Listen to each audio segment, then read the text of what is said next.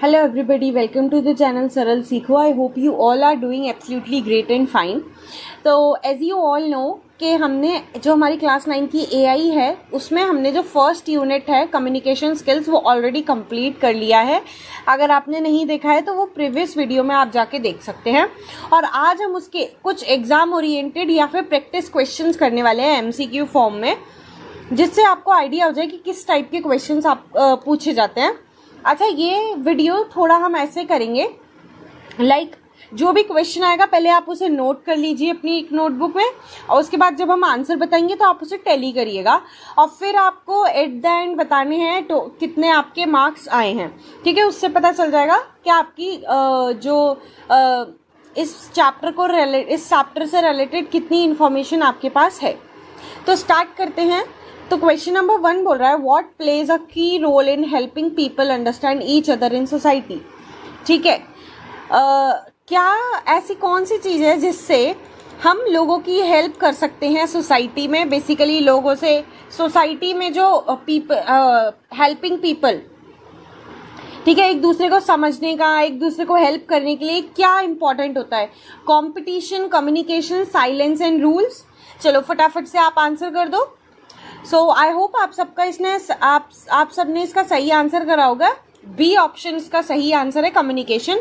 Communication एक ऐसी चीज़ है जो बहुत ही ज़्यादा की रोल प्ले करता है सोसाइटी में, क्योंकि हम सोसाइटी में लोगों को कब समझ पाते हैं, जब हम उनसे कम्युनिकेट करते हैं. उनकी हेल्प कब कर पाते हैं, जब हम उनसे कम्युनिकेट करते हैं. ठीक है, नाउ सेकेंड क्वेश्चन है which of the following is not an example of oral communication. Oral communication हमने आपको पिछले वीडियो में पढ़ाया था, तो इनमें से कौन सा ओरल कम्युनिकेशन का एग्जाम्पल नहीं है. फटाफट से आंसर करिए. A telephonic conversation, B face to face interview, C voice message and D reading book silently. इनमें से कौन सा ओरल कम्युनिकेशन नहीं है. ठीक है, ओरल कम्युनिकेशन जिसमें किसका यूज होगा, वॉइस का यूज होगा. तो देखो टेलीफोनिक कॉन्वर्जेशन में वॉइस का यूज होता है, टेलीफोन से जो भी हम कॉन्वर्जेशन करते हैं, तो ये रॉन्ग आंसर है. उसके बाद बी देखें तो फेस टू फेस इंटरव्यू में भी ओरल यानी कि वर्ड्स का, वॉइस का यूज होता है और वॉइस मैसेजेस में भी होता है. तो reading book silently is a correct answer, क्योंकि हम इसमें कोई भी वॉइस का इंटरफेरेंस नहीं होता, हम चुपचाप बुक पढ़ रहे होते हैं अपनी. ठीक है, आवाज का कोई उससे रिलेशन नहीं होता. ना क्वेश्चन नंबर 3 असर्शन रीजन है. आप लोगों ने देखा होगा, आप लोगों के एग्जाम में अब ऐसे क्वेश्चन आते हैं. असर्शन रीजन बेसिकली इसलिए इंट्रोड्यूस करें ताकि कॉम्पिटेंसी लेवल थोड़ा इंक्रीज करने के लिए. जिसको नहीं पता है तो बेसिकली असर्शन एक स्टेटमेंट होती है जिसको डील करने के लिए एक रीजन होता है. बेसिकली ये रीजन इस स्टेटमेंट को जस्टिफाई कर रहा होता है. अब हमेशा ऐसा नहीं होता है, हमें यही बताना होता है दोनों को रीड करके कि क्या ये रीजन इसको जस्टिफाई कर रहा है या नहीं. ठीक है, तो हम देखते हैं. असर्शन क्या है. Active listening helps in building strong interpersonal relationships. क्या अगर हम एक्टिवली लोगों को सुनेंगे तो हमारे जो स्ट्रॉन्ग इंटरपर्सनल रिलेशनशिप्स हैं वो हो जाएंगे, मतलब स्ट्रॉन्ग हो जाएंगे इंटरपर्सनल रिलेशनशिप्स. इसको जस्टिफाई करता हुआ इसका रीजन है active listening involves interrupting the speaker to ask frequent questions. देखो असर्शन तो सही है कि हमें एक्टिवली सुनना चाहिए, पर रीजन बोल रहा है कि एक्टिव लिसनिंग ये होता है कि जब भी स्पीकर कोई बात बोल रहा है तो आप बार बार इंटरप्ट करें उसे क्वेश्चंस पूछने के लिए. तो बेसिकली जब भी कोई स्पीकर कुछ भी बोल रहा होता है और हम जब सुन रहे होते हैं तो हमें जो हमारे क्वेश्चंस हैं उस टॉपिक से रिलेटेड वो हमें बाद में पूछने होते हैं, बीच बीच में स्पीकर को इंटरप्ट नहीं करना होता. जैसे कि आप अभी भी जैसे वीडियो देख रहे हैं, हम आपको समझा रहे हैं, तो हम यहाँ पे कौन हो गए, स्पीकर, और आप हो गए लिसनर. तो आप जब भी आपको कोई भी डाउट आएगा तो आप क्या करेंगे, पूरी वीडियो खत्म होने के बाद उसके बाद आप कमेंट सेक्शन में जाके क्वेश्चन करेंगे. तो वो होती है एक्टिव लिसनिंग. तो इसका ये जो रीजन है ये तो फॉल्स है. ठीक है, तो रीजन फॉल्स है, तो ये आंसर होगा कि ए तो सही है कि active listening strong interpersonal relationships को स्ट्रॉन्ग करता है, पर एक्टिव लिसनिंग का मतलब इंटरप्टिंग द स्पीकर नहीं होता है. ठीक है, okay. Now fourth question is what type of communication is so shown by this sign. देखो साइन का यूज हो रहा है इसमें, तो ये किस टाइप की कम्युनिकेशन है? Verbal, return, visual and oral. तो ये विजुअल कम्युनिकेशन है. हमने देखा था वर्बल, नॉन वर्बल और उसके सब टाइप्स थे. वर्बल, ठीक है, जहां पे वर्ड्स का बेसिकली यूज होगा और उसमें रिटर्न कम्युनिकेशन भी आ जाएगा. और नॉन वर्बल जिसमें साइंस का यूज होगा, बॉडी लैंग्वेज का, जेस्चर्स का यूज होगा, ये सब. Now fifth question is what is the role of. तो मतलब इस साइन से आप क्या समझे? ये डेंजर का साइन है, तो आप इस साइन को देख के ही आपने कुछ एज्यूम करा है, राइट, परसीव किया है, तो ये कम्युनिकेशन होगी विजुअल. फिफ्थ क्वेश्चन है what is the role of feedback in communication. Feedback का क्या रोल होता है कम्युनिकेशन में? ये हमने पिछले वीडियो में बहुत ही अच्छे से डिस्कस करा है. टू स्टॉप कम्युनिकेशन, क्या कम्युनिकेशन को रोकने के लिए ये होता है, या फिर मैसेज को अच्छे से समझने और उस पर रिस्पॉन्ड करने के लिए, मैसेज को इग्नोर करने के लिए, या फिर सेंडर को कंफ्यूज करने के लिए. तो इसका बेस्ट आंसर जो है वो ये है कि मैसेज को अच्छे से समझने के बाद जब हम रिस्पॉन्ड करते हैं तो वही फीडबैक कहलाता है और उससे कम्युनिकेशन और ज्यादा स्ट्रांग होता है. ठीक है, क्लियर हुआ? Now moving on, sixth question is in the communication cycle what is the role of the receiver. communication cycle में receiver का क्या रोल होता है? तो आप सब जानते हैं रिसीवर कौन होता है? जो मैसेज को रिसीव करता है, बेसिकली जो मैसेज को डिकोड करता है. तो टू सेंड द मैसेज तो सेंडर सेंड करता है, तो ये आंसर नहीं होगा. To encode the message, encode करना यानी कि हमें जो भी हम मैसेज भेज रहे हैं वो रिसीवर के पास अच्छे से पहुंच जाए, तो एनकोड करना भी नहीं होता है. उसके बाद to decode and understand the message, yes, ये रिसीवर का काम है कि वो मैसेज को डिकोड करे और उसे अच्छे से समझे, और ब्लॉक करना मैसेज नहीं. Okay, so now seventh question देखो, ये थोड़ा सा केस स्टडी बेस्ड क्वेश्चन है थोड़ा. During a team meeting some members from different countries feel uncomfortable because their tradition and custom are not understood और रेस्पेक्टेड बाय अदर्स. एक meeting चल रही होती है और लोग बहुत डिफरेंट कंट्रीज से आए होते हैं, तो वहाँ पे उन कुछ लोगों को ऐसा फील होता है कि उनके ट्रेडिशंस और कस्टम को एप्रोप्रिएट रिस्पेक्ट नहीं दी जा रही है. तो this situation is an example of communication barrier. तो ये कौन से टाइप का कम्युनिकेशन बैरियर है? हमने पिछले वीडियो में बहुत सारे कम्युनिकेशन बैरियर्स डिस्कस करे हुए हैं. तो ये क्या कल्चरल बैरियर है, टेक्निकल है, एनवायरमेंटल है, सीमेंटिक है? तो ये कल्चरल बैरियर है, क्योंकि वो उनके कल्चर को, ट्रेडिशन को, कस्टम्स को रिस्पेक्ट नहीं कर रहे हैं. ठीक है, तो ये कल्चरल बैरियर. टेक्निकल बैरियर कुछ भी हो सकता है, जैसे कि मान लो नेटवर्क नहीं आ रहा हो, तो ऐसा. एनवायरमेंटल बैरियर क्या होता है? एनवायरमेंटल बैरियर होता है, फॉर एग्जाम्पल मान लो आप किसी से फोन पे बात कर रहे हैं और आप किसी से फोन पे बात कर रहे हैं और ट्रैफिक का बहुत नॉइस आ रही है कहीं से भी, तो वो एनवायरमेंटल है. सीमेंटिक यानी कि आप समझ ही नहीं पा रहे हैं कि वो सेंडर जो है वो क्या बोलना चाह रहा है. तो यहाँ पे इसका answer, best appropriate answer cultural barrier होगा. Now moving to the eighth question, what is the primary advantage of written communication over oral communication? Written communication का क्या advantage है as compared to oral communication? तो देखो, it allows immediate feedback, it provide a permanent record, it is faster, it is more personal. देखो, written communication कभी भी immediate feedback नहीं provide करता, क्योंकि written communication में अगर हम लेटर का एग्जाम्पल लें तो लेटर पहले हम लिखेंगे, उसके बाद हम भेजेंगे, फिर वो बहुत दिनों बाद जाके रिसीव होगा, रिसीव होके रिसीवर उसे डिकोड करेगा और डिकोड करके फिर रिस्पॉन्ड करेगा. तो ये बहुत लंबा प्रोसेस है, तो ये इमीडिएट फीडबैक तो नहीं आता और ये फास्टर भी नहीं है. It is more personal.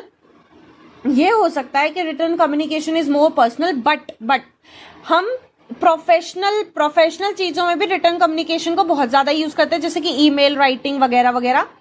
Second, last option है, it provides a permanent record. Yes, जब भी हम किसी को लेटर लिखते हैं तो वो लेटर का हार्ड कॉपी रहता है. उसके अलावा अगर हम किसी को ईमेल रखते हैं तो वो ईमेल डेटा में सेव रहता है. जितने भी रिटर्न कम्युनिकेशन होते हैं बेसिकली उसका एक परमानेंट रिकॉर्ड हमारे पास रहता है, तो इसलिए ये बहुत ज्यादा इंपॉर्टेंट है. बेसिकली ओरल कम्युनिकेशन में क्या होता है, जैसे कभी आपने किसी को कुछ बात बोली और अगले दिन वो मना कर देता है कि नहीं तुमने मेरे को ऐसा कहाँ बोला, तो ये आपके पास इसका कोई रिकॉर्ड नहीं है ना, आपके पास इसका कोई प्रूफ नहीं है, तो इसलिए written communication is much more way better than oral communication. पर ऐसा नहीं आप हर जगह आप अपने फ्रेंड से बात कर रहे हो तो आप रिटन कम्युनिकेशन करने लगे, नहीं, वो सिनेरियो पे डिपेंड करता है। Okay, 9th question is identify the part of speech of the underlined word. ये जो भी अच्छा अंडरलाइंड वर्ड है उसका हमें बेसिकली पार्ट ऑफ स्पीच बताना था, तो यहाँ पे हम वो कर देते हैं, हाईलाइट कर देते हैं, अंडरलाइन नहीं हो रखा है। तो आपको बताना है इसका, ये जो हाईलाइटेड वर्ड है इसका पार्ट ऑफ स्पीच बेसिकली ये क्या है। तो देखो, she quickly finished her homework, हमने पढ़ा हुआ है कि ये जो क्विकली की अगर हम बात करते हैं तो फिनिश्ड यहाँ पे हमारा वर्ब है, और वर्ब को डिफाइन करने वाला जो वर्ड है उसे हम बोलते हैं एडवर्ब। मतलब जो फिनिश है, ठीक है, वो एक वर्ब है, और वर्ब को जो और अच्छे से डिफाइन करता है उसे हम बोलते हैं एडवर्ब। तो यहाँ पे क्विकली जो फिनिश्ड है उसे रीडिफाइन कर रहा है और अच्छे से डिफाइन कर रहा है, तो उसे हम एडवर्ब बोलेंगे। नाउन की अगर हम बात करें तो नाउन यहाँ पे नाउन क्या होते हैं, किसी भी नेम प्लेस एनिमल थिंग का नाम। एडजेक्टिव्स और वर्ब्स, ठीक है, वर्ब्स क्या होते हैं, कोई भी एक्शन। ओके, तो ये हो गए हमारे। Now moving to the next question, which of these is not a characteristic of good communication. Good communication की इनमें से कौन सी कैरेक्टरिस्टिक नहीं है। तो देखो, clear and concise, yes, good communication clear और कॉन्साइज होनी चाहिए। Honest and respectful, confusing and वेग, रिलेवेंट एंड पर्पसफुल। देखो, रेलिवेंट होनी चाहिए, पर्पसफुल होनी चाहिए, honest, respectful, clear and concise, ये तीनों होनी चाहिए, पर कंफ्यूजिंग एंड वेग नहीं होनी चाहिए। पहली बात तो किसी को समझ में ना आए, और समझ आए तो अच्छा ना लगे सुनने में, या फिर डिसरेस्पेक्टफुल हो, ऐसा तो ये नहीं होना चाहिए गुड कम्युनिकेशन में। Now what does the body language in the image most likely to express. ये जो इमेज में जो बॉडी लैंग्वेज है, इससे आप क्या समझते हैं, is she happy, confidence, disagreement and defensiveness, interest. तो देखो, यहाँ पे डिफरेंट आंसर हो सकता है, कोई इसका हैप्पी फेस देख के हैप्पीनेस बता सकता है, पर ये हमें फर्स्ट उसमें कि कॉन्फिडेंट लग रही है। दूसरा, डिसएग्रीमेंट एंड डिफेंसिवनेस भी हो सकता है, क्योंकि वो किसी चीज पे डिसएग्री कर रही है। देखो, उसने हैंड फोल्ड कर रखे हैं, राइट। ओके, तो कॉन्फिडेंस भी हो सकता है इसका, और डिसएग्रीमेंट और डिफेंसिवनेस भी हो सकता है। Okay, now moving on to the next question, which of these is an example of formal communication। formal communication का इनमें से कौन से example है। so chatting with friends formal communication होता है, writing a business letter, whispering secrets, talking to siblings। तो इनमें से फॉर्मल कम्युनिकेशन यानी जब हम प्रोफेशनल चीजों पे बात करते हैं तो वो है एक राइटिंग अ बिजनेस लेटर, बाकी सारे इनफॉर्मल कम्युनिकेशन में आते हैं। Now what is the best way to improve your communication skills. अपनी कम्युनिकेशन स्किल्स को बढ़ाने के लिए, इम्प्रूव करने के लिए और अच्छा करने के लिए क्या क्या करना चाहिए। Practicing active listening, expanding your vocabulary, speaking clearly and confidently, या ऑल ऑफ द अबव। तो इसका आंसर है ऑल ऑफ द अबव। ये सारी चीजें हमें करनी चाहिए ताकि हम इम्प्रूव कर सके अपनी कम्युनिकेशन स्किल्स को, ठीक है।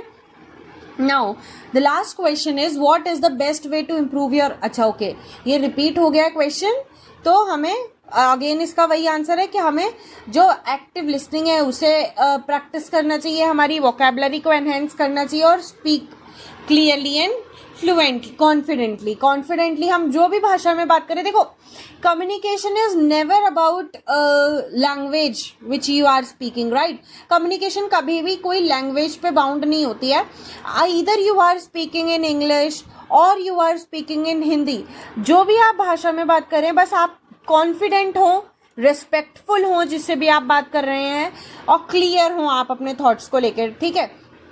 बहुत सारे बच्चों को अभी ये चीज़ फेस करनी पड़ती है कि मैं कम्युनिकेट नहीं कर पाता। तो बेसिकली यहाँ पे दो कॉन्सेप्ट्स आते हैं, आप कम्युनिकेट नहीं कर पाते या आप इंग्लिश नहीं बोल पाते। They both are two different fields, ठीक है। आप बहुत सारे बच्चे ऐसे होते हैं कि जो कम्युनिकेशन में तो बहुत अच्छे होते हैं पर वो इंग्लिश नहीं बोल पाते, एंड वाइस वर्सा। तो तो अगर आपको इंग्लिश में भी कम्युनिकेशन सीखना है तो आप धीरे धीरे जो भी आपको लगता है आपकी क्लास में, आपके घर पे जो भी आपको लगता है कि हाँ थोड़ी बहुत इंग्लिश बोल लेता है या फिर अच्छे से इंग्लिश बोल लेता है, तो आप उससे ज़्यादा से ज़्यादा बात करने की कोशिश करिए। कभी कभी क्या होता है कि कोई मान लो आप बहुत ज़्यादा फ्लुएंटली इंग्लिश बोलता है तो लोग उससे बचते हैं। इंस्टेड आपको उसके पास जाना चाहिए, आपको उससे कॉन्वर्जेशन करनी चाहिए, क्योंकि आपको ऐसा लगेगा कि मेरे को तो बिल्कुल इंग्लिश नहीं आती, बट अगर आप उससे कॉन्वर्जेशन करेंगे तो अगर आपकी इंग्लिश खराब भी है तो वो बहुत अच्छी हो जाएगी। So this is the advice. Also अगर आपने ये ऑनेस्टली क्वेश्चन बताए हैं तो tell me your marks in the comment section, ठीक है। ये अच्छे से क्वेश्चंस लगाए हैं तो अपने मार्क्स बताना, और ये बिल्कुल प्रैक्टिस क्वेश्चंस हैं, इससे आपकी जो एग्जाम की प्रैक्टिस है वो हो जाएगी। अगर आपको ऐसे क्वेश्चंस और भी चाहिए तो हम बिल्कुल लाएंगे, आप कमेंट्स में ज़रूर बताना। और कोई स्पेसिफिक सब्जेक्ट के आपको क्वेश्चंस चाहिए एक्स्ट्रा या एनसीईआरटी के क्वेश्चंस चाहिए तो आप कमेंट में लिख दीजिएगा, हम वो क्वेश्चन सारे लेके आएंगे। सो अभी तो ये यहाँ पे चैप्टर कंप्लीट होता है हमारा फर्स्ट चैप्टर ऑफ AI, और आपको जो थ्योरेटिकल पार्ट है वो भी समझ में आ गया होगा। इसके थोड़े लेंथी क्वेश्चंस भी बन सकते हैं कि सबसे पहले आपसे पूछा जा सकता है कम्युनिकेशन की डेफिनेशन, उसके बाद डिफरेंस पूछ सकते हैं वर्बल एंड नॉन वर्बल में, एग्जाम्पल्स पूछ सकते हैं। तो आप अच्छे से, जिसने वो वीडियो नहीं देखा है वो वीडियो देख लेना। सो अभी के लिए तो इतना ही। Do like, share and subscribe the channel. आप वीडियो को प्लीज़ लाइक कर दीजिएगा और अपने फ्रेंड्स के साथ शेयर कर सकते हैं, अपने क्लासमेट्स के साथ शेयर कर सकते हैं, और आप प्लीज़ चैनल को सब्सक्राइब कर दीजिएगा ताकि हम ऐसे ही अच्छी कंटेंट आपके लिए ला पाएँ, ठीक है। So till then, thank you and bye bye.